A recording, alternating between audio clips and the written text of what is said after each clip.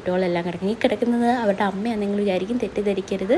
ഇത് അവരുടെ ചേട്ടനാണ് ബോൾട്ട്, ബേബിയുടെ മൂത്തമ്മ കേട്ടോ. ഇവരെ ഒരുമിച്ചാണ് ഇട്ടേക്കുന്നത്. പ്രശ്നങ്ങളൊന്നും തന്നെ, അവരെല്ലാവരും കൂടെ നല്ല ഉഷാറായിട്ട് പോകുന്നുണ്ട്. അപ്പം ഇവർ നിൽക്കുന്നതേ അത് ചോട്ടുമാണ് കിടക്കുന്നത് കേട്ടോ. ചോട്ടു ഇങ്ങനെ നോക്കുന്നുണ്ട്, എന്താ ഇവിടെ ചെയ്യുന്നത്, എന്തിനാണ് ഈ ഫോണും കൊണ്ട് അടുത്തേക്ക് വരുന്നതെന്നൊക്കെ ഇങ്ങനെ ആലോചിച്ചിരിക്കുകയാണ്. ചോട്ടുവിന് സൗണ്ട് ഇല്ല കേട്ടോ. അവളിങ്ങനെ കരയുന്നുണ്ടെങ്കിൽ നമുക്ക് ആക്ഷൻ മാത്രമേ കാണാൻ പറ്റത്തുള്ളൂ, ചെറിയൊരു സൗണ്ടേ ഉള്ളൂ. അപ്പം അതിൻ്റെയും കൂടെ സൗണ്ട് ഇത് ഇപ്പുറത്ത് ഈ കിടക്കുന്നവനുണ്ട്. അവൻ കിടക്കുന്നത് കണ്ട പാവമാണെന്ന് തോന്നും, പക്ഷെ അല്ല, അവനാണിത് കൂട്ടത്തിലെ വില്ലാളി വരുന്നത്. അവൻ്റെ ആ 2 കൈ ഉണ്ടല്ലോ, അത് വെച്ചിട്ട് അവന് ചെയ്യാൻ പറ്റുന്നതൊക്കെ അവൻ ചെയ്യാറുണ്ട്. അതിൻ്റെ അടുത്തൊന്നും ചെന്നിക്കാനൊക്കെ അതിൽ അവൻ വലിച്ച് മാതി കയറി കഴിഞ്ഞിരിക്കും. ആ കൂട്ടത്തിലേക്കും തല്ലിപ്പൊളി. അവനാണ് നോക്ക് ബോൾട്ടിൻ്റെ മണ്ടയ്ക്ക് കയറിക്കുന്നത്. അവന് മണ്ടയ്ക്ക് കയറി നിൽക്കുന്നത്, അതിൻ്റെ മണ്ടയ്ക്കാണ് അവൻ കയറി കിടന്ന് ഉറങ്ങുന്നത്. അവൻ്റെ ഒരു മെത്ത പോലാണ് ബോൾട്ടിനെ കാണുന്നത്.